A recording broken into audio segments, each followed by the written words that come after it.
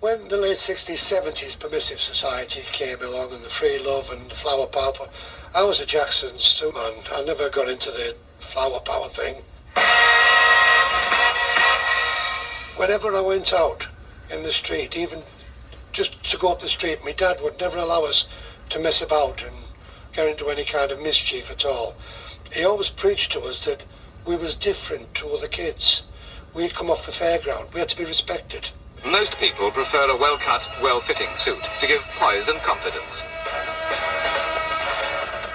Once, having a suit made to one's own measurements was something rare. Then it was hand-cut, hand-stitched and hand-pressed by master craftsmen. Today, traditional bespoke tailoring is a luxury craft beyond the means of ordinary people.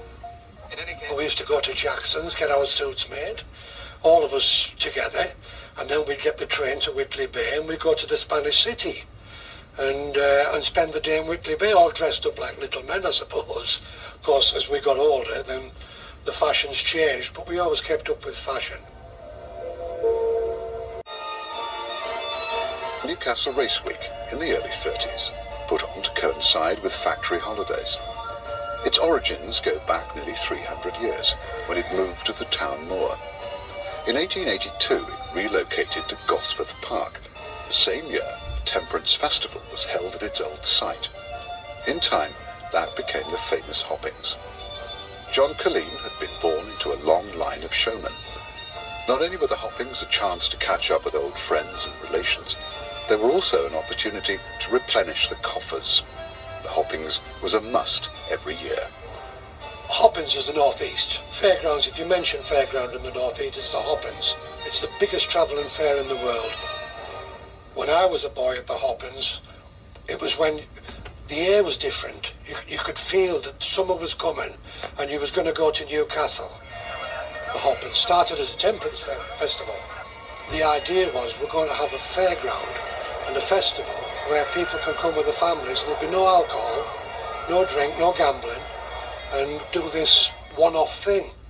And here we are 123 years after, or somewhere abouts, and it's as popular now as what it was then.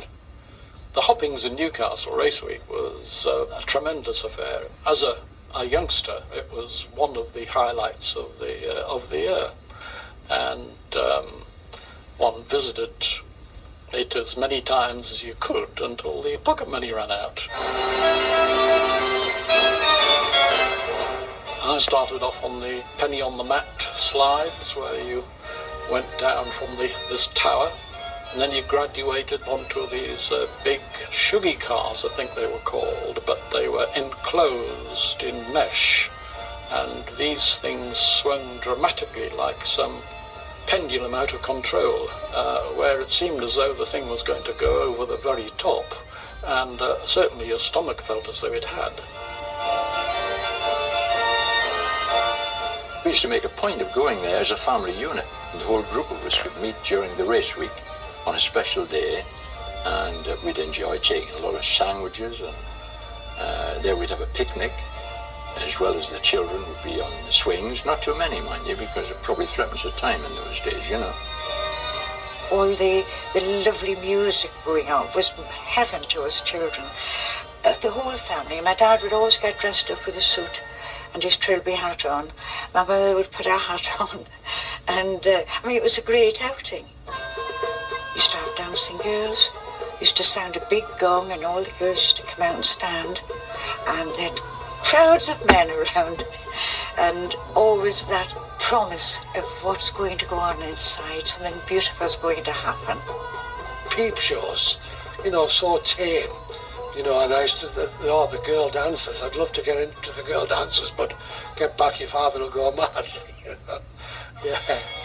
I can still remember Gypsy Rosalie as he walking in the front, in the main part, and the mud, the smell of chips, and the boxing booth was quite interesting, where drunks used to get up and try and fight their way with a favour pack, get knocked out.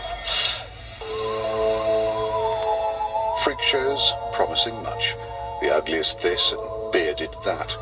The reality was often very different. There was the odd freak shows, but they were a bit of a disappointment when you went in. You saw that some of them were just like photographs on the wall of things that they were saying you were going to see. Or the bearded lady, you know, be sitting in the distance and you didn't know if she was wearing a wig or what, you know. It was quite interesting. I seen a show once. It was a freak show. And I could never figure out what a blue cockerel with white feathers was.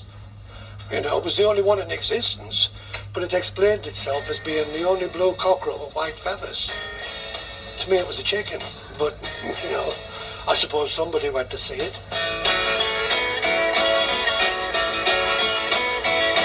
Nothing can capture the atmosphere of the fairground, and I don't know what it is.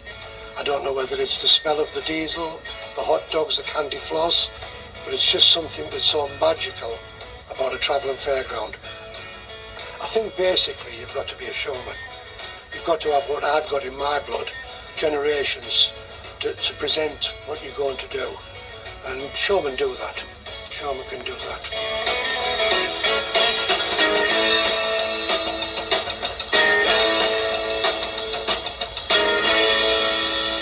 The greatest of them all was, of course, at Durham. The big meeting was first held here in 1871, but had its origins 40 years earlier. This film of the 1939 gala told the story of one mining village and its people and the dawning of their big...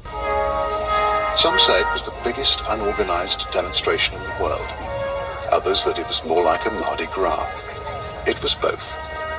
The gala's unique blend of politics and fun brought tens of thousands to Durham each July to see with their own eyes the political big shots, and more importantly for most, to renew old friendships and forge new ones. I can only remember ever going once as a child, and it was an awesome experience. For John Colleen and his fairground family, the gala was a must. With so many determined to enjoy themselves, there was much to be done to prepare for the big day. His father was a favourite of the crowds, but the day wasn't without its problems. It all depended where the ride had been pitched. The fairground used to open approximately 7:30 in the morning and up till midnight, and I hated it. Hated every second of it. It was all right till about 3 o'clock, and after 3 o'clock, when the pubs turned out, the first place they came to was the boxing booth. And if you'd drawn your stall or your ride was near the boxing booth, you knew you was going to have a mischievous afternoon, because the ones that couldn't get in wanted to fight outside, and them that didn't want to fight wanted to get amorous. You know, we used to have to check the generators hot summer days, and we used to check them to see that it wasn't boiling, that it wasn't getting too hot, and many a time we've had to shove people from the front of the radiators, you know, and say, could you move along a bit? But yeah, there was down the riverside, courting couples, but it was hard work, but not a day to beat it in the northeast. Experience. London may have been the focus of the great ceremony with its colour and pageantry, but most other communities also did their duty and paid their respects. John Colleen and his showman's family just happened to be in his hometown on that big day.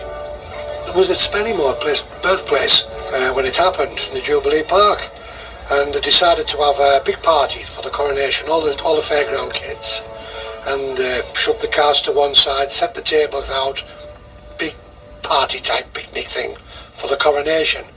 And the local urban district council, one of them came down and was asking what it was all about, and seemingly the urban district council was giving coronation mugs away, and we all got one, all the kids.